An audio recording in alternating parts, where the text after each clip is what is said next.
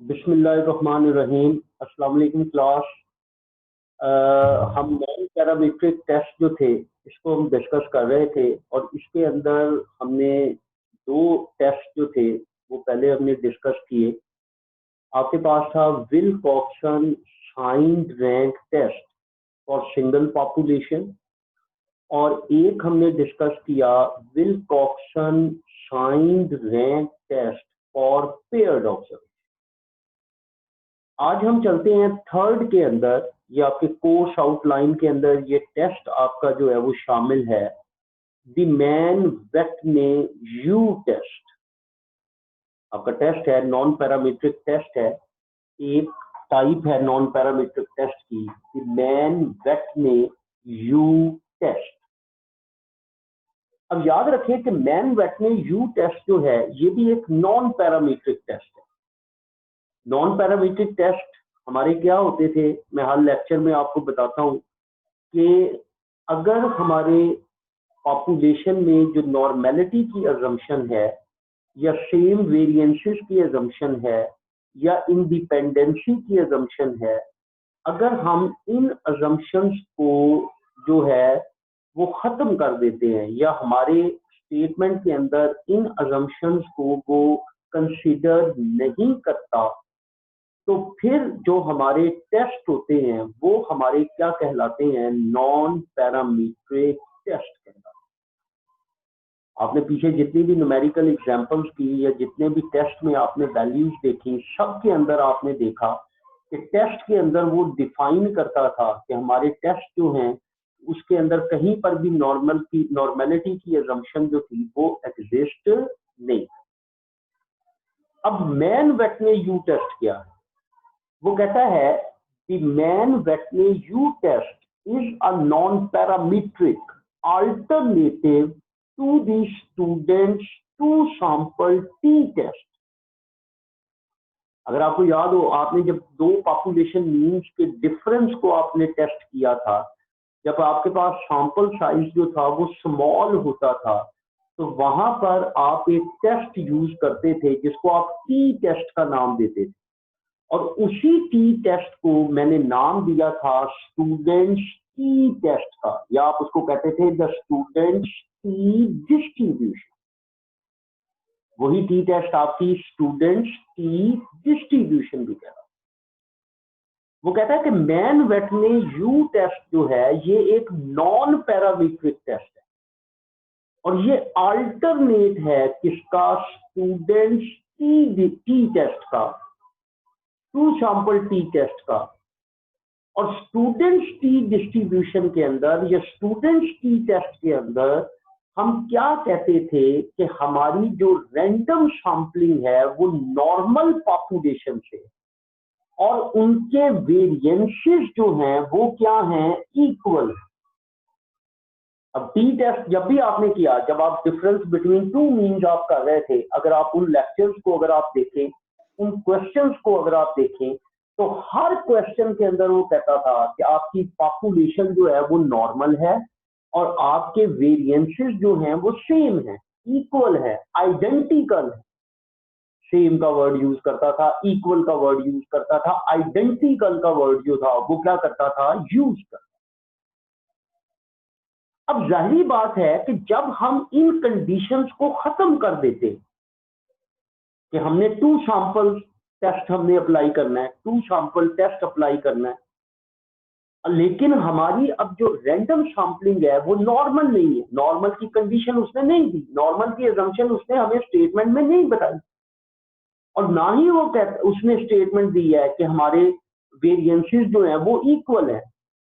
इसका मतलब फिर अब ये पैरामीट्रिक टेस्ट में से हम किस में चले गए, नॉन पैरामीट्रिक में चले गए। और ऐसी सिचुएशन के अंदर हम हमेशा नॉन पैरामीट्रिक टेस्ट अप्लाई करते हैं जिसको हम नाम देते हैं Mann Whitney U test. Clear हो गया? अब देखें वो क्या कहता है, the test is based on ranks and is used to determine whether or not two independent samples of size n1 and n2 come from populations having identical distribution.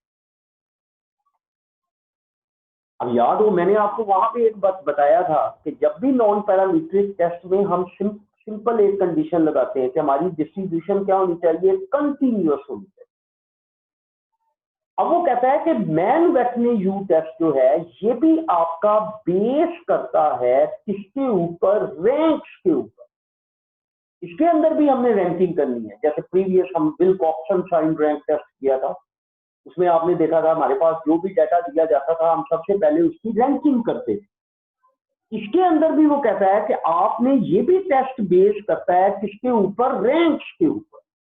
यहां पर भी आपने सबसे पहले रैंक्स को आपने क्या करना है, फाइंड आउट करना, और आपने ये डिटरमिन करना है या आपने इस स्टेटमेंट को टेस्ट करना है कि आपके जो सैंपल्स आए हैं, इंडिपेंडेंट सैंपल्स जो हैं, जो दो इंडिपेंडेंट जो सैंपल्स हैं, not two independent samples, sorry, जो इंडिपेंडेंट नहीं है बल्कि क्या है, डिपेंडेंट है,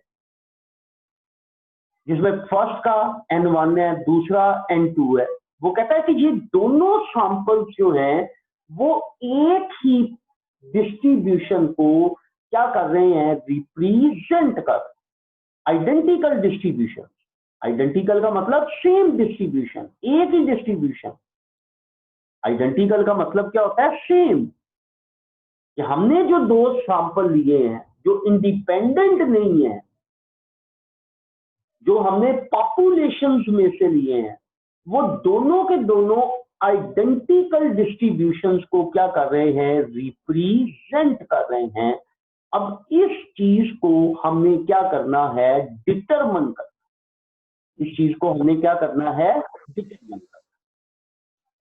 अब इसका प्रोसीजर क्या है, वो कहता है the null hypothesis to be tested is that the two populations are identical. इसमें आपका नल हाइपोथेसिस हमेशा क्या बनेगा कि आपकी जो दो पॉपुलेशंस हैं वो दोनों की दोनों पॉपुलेशंस जो हैं वो क्या हैं, आइडेंटिकल। आइडेंटिकल का मतलब सेम है, एक है। आपने दोनों सैंपल्स जो आपने पॉपुलेशंस जो आपकी हैं उनकी डिस्ट्रीब्यूशन जो है वो क्या है, सेम, एक ही। इधर दोनों की नॉर्मल से है, दोनों आपकी गामा से, कोई भी कंटिन्यूअस डिस्ट्रीब्यूशन से वो सैंपल्स जो हैं, वो पॉपुलेशंस जो हैं वो क्या की गई हैं, सिलेक्ट।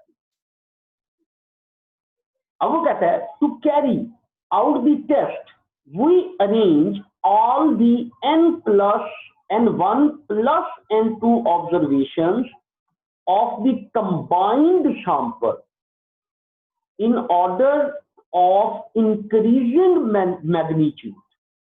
वो कहता है कि सबसे पहला काम आपने क्या करना है कि आपके पास स्टेटमेंट के अंदर दो सैंपल्स दिए जाएंगे, एक फर्स्ट सैंपल होगा, एक सेकंड सैंपल होगा। फर्स्ट सैंपल में N1 ऑब्जर्वेशन होगी, सेकंड सैंपल में N2 ऑब्जर्वेशन। आपने सबसे पहले दोनों सैंपल्स को कंबाइन करना है। कंबाइन का मतलब इकट्ठा करना है, कि पहले सैंपल और दूसरे सैंपल को कंबाइन कर दें, इकट्ठा तमाम वैल्यूज को इकट्ठा कर लें, N1 plus N2। For example पहले सैंपल में 10 वैल्यूज है, दूसरे सैंपल में 8 वैल्यूज है, तो आपके पास टोटल कितनी होगी, 18 वैल्यूज होगी। उन 18 वैल्यूज को इकट्ठा कर लें, और इकट्ठा करने के बाद वो कहता है कि इन वैल्यूज को इंक्रीजिंग ऑर्डर के अंदर, इंक्रीजिंग मैग्नीट्यूड के अंदर आपने इनको क्या कर लेना है, अरेंज कर। अब इंक्रीजिंग मैग्नीट्यूड क्या होता है कि छोटी से बड़ी की तरफ। सबसे पहले छोटी वैल्यू, फिर उससे बड़ी, फिर उससे बड़ी, फिर उससे बड़ी, फिर उससे बड़ी, जिसको आप असेंडिंग ऑर्डर भी कहते हैं। इसके लिए आप अल्टरनेट वर्ड जो है वो आप क्या यूज करते हैं, असेंडिंग ऑर्डर का वर्ड भी यूज करते हैं। तो सबसे पहला काम कि जो आपकी ऑब्जर्वेशंस है उनको इकट्ठा करें। इकट्ठा करने के बाद उन ऑब्जर्वेशंस को अरेंज करें इंक्रीजिंग मैग्नीट्यूड के अंदर, असेंडिंग ऑर्डर के अंदर, फ्रॉम मिनिमम टू मैक्सिमम। छोटी से स्टार्ट करें और उसको क्या करते जाएं, बढ़ाते जाएं, उसको क्या करते जाएं, इंक्रीज करते। एंड देन वो कहता है and assign the ranks 1 2 so on up to n1 plus n2। और फिर वो कहता है कि जो आपने, जाहिर बात है, जब आपने उसको इंक्रीजिंग ऑर्डर के अंदर आपने उसको जो है वो इंक्रीजिंग मैग्नीट्यूड के अंदर आपने वैल्यूज को अरेंज कर दिया, अब उन रेंज वैल्यूज को ऑर्डर दे, उनको रैंक्स दे दे। इसका मतलब जो सबसे छोटी है उसको 1 number, 2 number, 3 number, 4 number, 5 number, जितनी वैल्यूज, अगर 20 वैल्यूज है तो 20 रैंक देंगे, अगर 18 वैल्यूज है तो 1 से 18 तक होंगे, अगर 30 है तो 1 से 30 तक होंगे, अगर 15 है तो 1 से 15 तक होंगे, अगर 20 है तो 1 से 20 तक होंगे। और उसके अंदर मैंने आपको कल वाले लेक्चर में भी बताया था कि अगर टाइज आ जाती है तो फिर रैंक्स की, आपने रैंक्स का क्या लेना है, एवरेज लेनी है। तो उन टाइज के जो रैंक्स होंगे उनकी एवरेज लेके उसको रैंक के अंदर आप क्या कर दोगे, राइट डाउन कर दोगे। यही उसने लिखा है कि in the case of ties assign the average of the tied ranks. फिर आपने उनकी एवरेज लेनी, उन टाइज के रैंक्स की फिर आपने क्या लेनी है, एवरेज। और फिर उन वैल्यूज को, वो एवरेज जो है टाइज रैंक की, जो टाइड रैंक्स की जो एवरेज है वो आपने क्या करनी है, असाइन कर, वो आपने क्या करनी है, असाइन कर। क्लियर। उसके बाद वो कहता है कि we add the ranks assign to observation in sample 1 and denoted this sum by R1। फिर वो कहता है कि जो सैंपल 1 के जो रैंक्स आपने बनाए होंगे उन रैंक्स का आपने क्या कर लेना है, टोटल करना। सैंपल 1 की वैल्यू, जो सैंपल 1 के रैंक्स है उसका तरीकाकार है कि जो सैंपल 1 की वैल्यूज है उसको नीचे अंडरलाइन करते हैं। जो अंडरलाइन वैल्यूज होंगी वो आपके सैंपल 1 की वैल्यूज होंगी, जो अंडरलाइन नहीं होगी वो आपके सैंपल 2 की वैल्यू होगी। आसान सा तरीका है, जब आप उसको अरेंज कर रहे होंगे, जो सैंपल 1 की वैल्यू है उसके नीचे लाइन लगा दें, उसको अंडरलाइन कर दें। वो अंडरलाइंड वैल्यूज जो है वो आपकी क्या होगी, सैंपल 1 की वैल्यू। जो अंडरलाइन नहीं होगी वो आपकी क्या होगी, सैंपल 2 की वैल्यू होगी। इसी तरह जब आप उनके रैंक्स बनाएंगे, जो अंडरलाइंड रैंक है, जो अंडरलाइंड वैल्यूज हैं उनके रैंक को भी क्या कर दें, अंडरलाइन कर दें। इसका मतलब जो अंडरलाइन वैल्यू है वो आपके सैंपल 1 के रैंक है, जो अंडरलाइन नहीं है वो आपके सैंपल 2 के रैंक है। फिर वो कहता है कि जो सैंपल 1 के रैंक्स हैं उनका सम करें, उनका टोटल करें, उनको ऐड करें, और वो जो सम है वो आपका क्या कहलाएगा, R1 कहलाएगा, capital R1। Ranks, sum of ranks, capital R का मतलब सम ऑफ रैंक्स, और 1 sample 1। And similarly calculate the sum of ranks of sample 2, और फिर सैंपल 2 के रैंक्स ले ले, का सम ले, और वो सम आपका क्या कहलाएगा, कैपिटल R2 कहलाएगा। वो आपका क्या कहलाएगा, कैपिटल R2। ये हम प्रोसेस को डिस्कस कर रहे हैं कि हमने इसको किस तरीके से, हमने इस टेस्ट को क्या करना है, प्रोसेस करना। तो पहला स्टेप आपने क्या करना है कि आपके पास जो सैंपल 1 और सैंपल 2 है इनकी वैल्यूज को आपने क्या करना है, कंबाइन करना। सैंपल 1 की वैल्यूज को क्या करते जाएं, अंडरलाइन करते जाएं, सैंपल 2 की वैल्यूज को एज इट इज लगते जाएं, और कंबाइन करने के बाद उसको इंक्रीजिंग ऑर्डर के अंदर, इंक्रीजिंग मैग्नीट्यूड के अंदर, असेंडिंग ऑर्डर के अंदर क्या करने बेटा, आप उसको अरेंज कर। अरेंज करने के बाद फिर आप उनको रैंक्स दें। अगर टाइज आ जाती हैं तो उन टाइड रैंक की एवरेज लें, और उन टाइज को वो एवरेज टाइड रैंक जो है वो आप क्या करते हैं, असाइन करते। फिर दो चीजें कैलकुलेट करें, capital R1, capital R2। Capital R1 आपका sum of range of sample 1 है और capital R2 sum of range of sample 2 है, ऑफ सैंपल 2। क्लियर हो गया? अब ये दोनों कैलकुलेट कर लें। अब इनको कैलकुलेट करने के बाद फिर वो कहता है we then find both sample की वैल्यू ऑफ यू। यू आपका टेस्ट स्टैटिस्टिक्स है, यू आपका क्या है? टेस्ट स्टैटिस्टिक्स है, क्योंकि अब आपके पास दो सैंपल है ना, एक सैंपल 1 है, एक सैंपल 2 है। पहले सैंपल 1 का सैंपल 1 का यू कैलकुलेट करें, फिर सैंपल 2 के लिए आप यू जो है उसको क्या करें? कैलकुलेट करें, क्योंकि दो सैंपल्स हैं। अब देखें, अब U1 represent the test statistics, the test statistics for sample 1, U2 the test statistics of sample 2। अब देखें, अब U1 फार्मूला देखें, क्या फार्मूला है? N1 multiplied by N2 plus N1 into N1 plus 1 divided bye 2 minus R। अब देखें, और U2 N1 multiplied by N2 plus N2 into N2 plus 1 divided bye 2 minus R2। N1 multiplied by N2 करें, अगर U1 लेना है तो N1 into N1 plus 1 divided bye 2 minus R कर दे। अगर U2 लेना है तो N1 plus N1 multiplied by N2 plus N2 into N2 plus 1 divided bye 2 और उसमें से R2 को क्या कर दे? माइनस कर दे। R2 को क्या कर दे? माइनस कर दे। अब आपके पास U1 भी आ गया और U2 भी आ गया। हमने लेना है U हमारा, मैंने आपको पहले भी बताया, हमारा क्या है? Test statistics.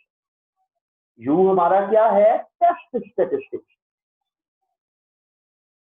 क्लियर हो गया? अब टेस्ट स्टैटिस्टिक्स के अंदर अगर तो U है हमारा, अब U हमारा किसके इक्वल होगा? Minimum of U1 and U2, minimum of U1 and U2। ये देखें, U statistics for Mann-Whitney U test, that is U minimum of U1 U2। U1 और U2 में जो वैल्यू भी आपकी मिनिमम होगी, लेस होगी, मिनिमम होगी या क्या होगी? लेस होगी, उस वैल्यू को आप क्या कर लोगे? चूज कर लोगे, और वो आपका क्या कहलाएगा? Test statistics. वो आपका क्या कहलाएगा? U की कैलकुलेटेड वैल्यू कहलाएगी, आपके टेस्ट स्टैटिस्टिक्स की कैलकुलेटेड वैल्यू। टेस्ट स्टैटिस्टिक्स की क्या कहलाएगी? Calculated value, smaller value. वो ऊपर भी लिखा हुआ है, we choose the smaller of the two value founded for U1 and U2 as the value of U statistics for Mann-Whitney U test, that is U। इसको सिंपल लिखने का तरीका, U equal minimum U1 and U। अब U की value आ गई आपके पास। अब क्रिटिकल रीजन में जाते हैं, 5वें में। अब इसका भी क्रिटिकल रीजन देखने के लिए आपके पास एक टेबल मौजूद होगा, वो मैं अभी आपके साथ टेबल भी डिस्कस करता हूँ। अब ये आपके पास एक टेबल है Mann-Whitney U टेस्ट का, ये आपके पास एक टेबल है, ये देखो उसमें लिखा है critical values of U for the Mann-Whitney test. अब याद रखें, ये अब इस टेबल में अगर आप देखें, हर ये आपका N1 है, ये देखें ये टेबल है, ये N1 है, ये N2 है, हर N1 और N2 के अगेंस्ट 4 वैल्यूज दी हुई, ये देखें ये 4 दी हुई है। अब उसने क्या किया? द टॉप पेयर, ये जो ऊपर वाला है, ये जो ऊपर वाली वैल्यूज है, ये जो ऊपर वाली, टॉप का मतलब क्या होता है? ऊपर, ये जो सारी ऊपर वाली वैल्यूज, ये क्रिटिकल वैल्यूज हैं for two tail test at 0.05, alpha आपका क्या है 0.05, ये देखो ये 0.05 का टेबल है। अब फिर आपने वही काम, जैसे विल्कॉक्सन साइन डायरेक्ट टेस्ट में आप पहले H1 देखते होते थे कि 1 टेल है या 2 टेल है। अगर तो 1 टेल होता था, ठीक है, या 2 टेल होता था, वहां पे भी उसने 1 टेल और 2 टेल डिफाइन किया हुआ था कि ये 1 टेल का एक उसने बनाया हुआ था, लिखा हुआ था रो, फिर नीचे 2 टेल की बनाई हुई थी। लेकिन यहां पर आपका सिंपल जो टेबल है उसमें जो टॉप पेयर है, जो ऊपर वाला पेयर है, वो आपका 2 टेल की वैल्यूज को डिनोट कर रहा है, क्रिटिकल वैल्यूज को, और जो नीचे लोअर जो पेयर है वो क्रिटिकल वैल्यू है किसके लिए 1 टेल, वो क्रिटिकल वैल्यू है किसके लिए 1 टेल के। ये आपकी 1 टेल की वैल्यू, ये देखो ये आपकी 1 टेल की वैल्यू, ये सारी की सारी वैल्यूज आपकी क्या हैं 1 टेल की।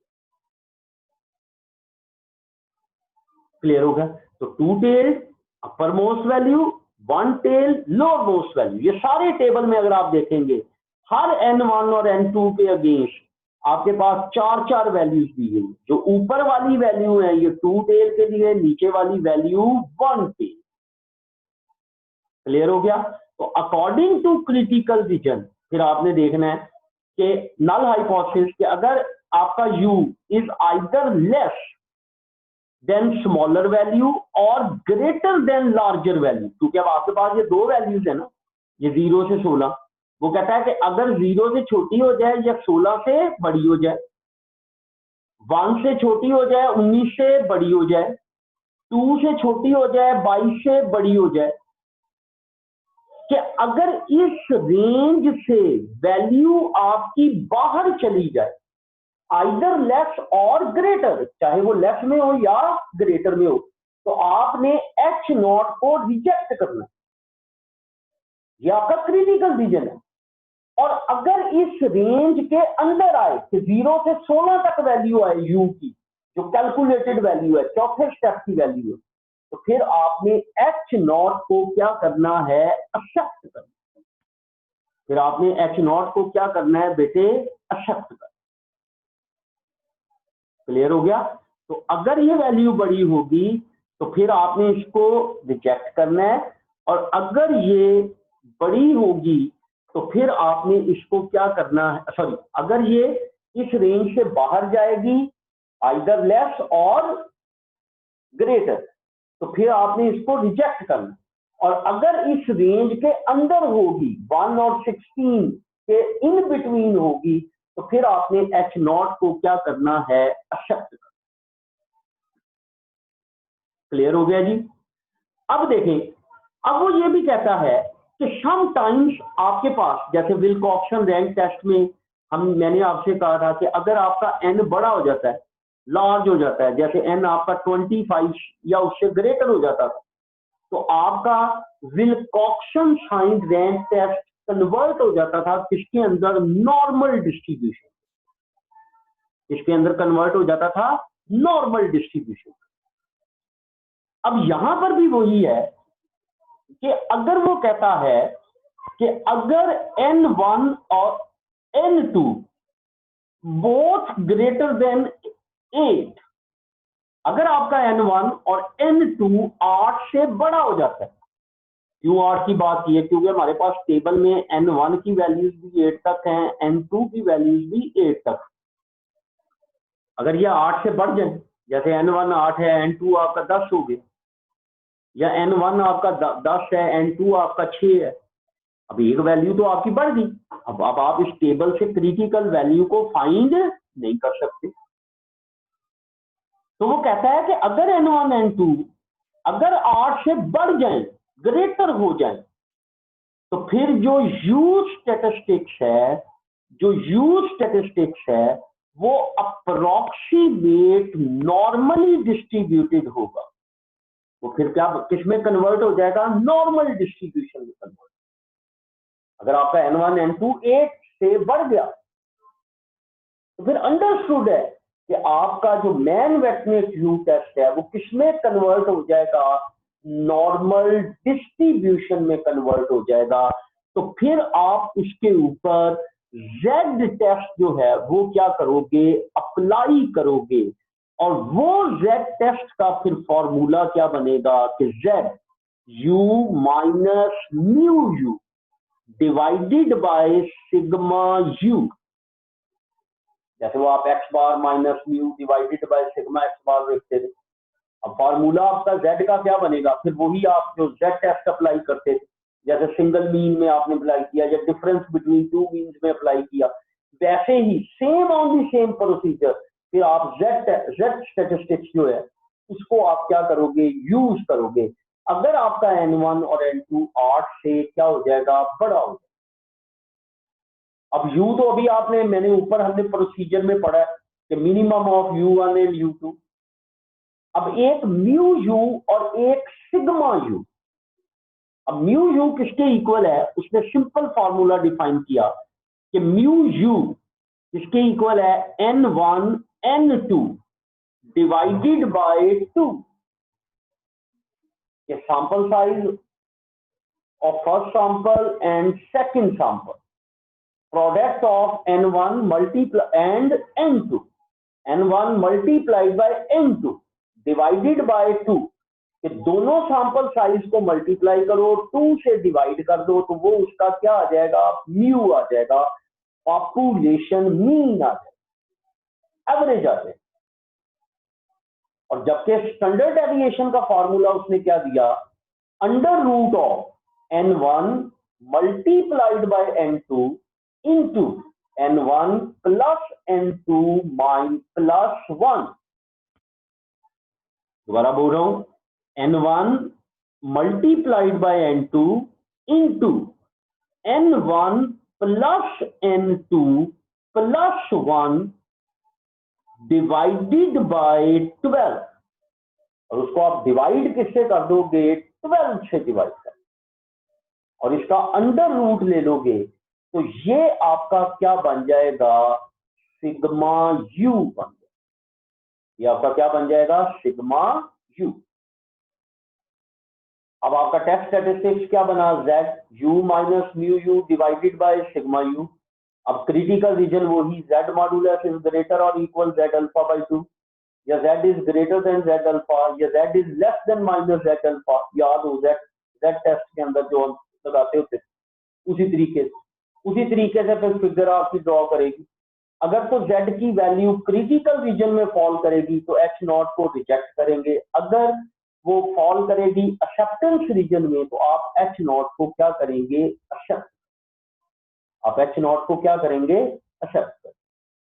तो ये आपका सारे का सारा टेस्टिंग प्रोसीजर है फॉर मैन वेटनेस, मेजर जो टेस्टिंग प्रोसीजर है। हमने इसको कैसे, हम इसको क्यों अप्लाई करते हैं, किस जगह पे ये एप्लीकेबल होता है, इसको हम कैलकुलेशन कैसे करते हैं, इसकी वैल्यूज को कैसे करते हैं, फाइंड आउट करते हैं टेस्ट स्टैटिस्टिक्स की।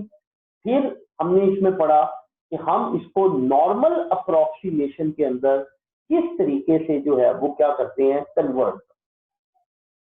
तो ये आपका मजीद क्लियर होगा इंशाल्लाह नेक्स्ट लेक्चर के अंदर। मैं हम इसके न्यूमेरिकल एग्जांपल्स करेंगे, तो उन न्यूमेरिकल एग्जांपल से, ये प्रैक्टिकल एग्जांपल से, ये आपके सारे स्टेप्स जो हैं वो मजीद जो है वो क्लियर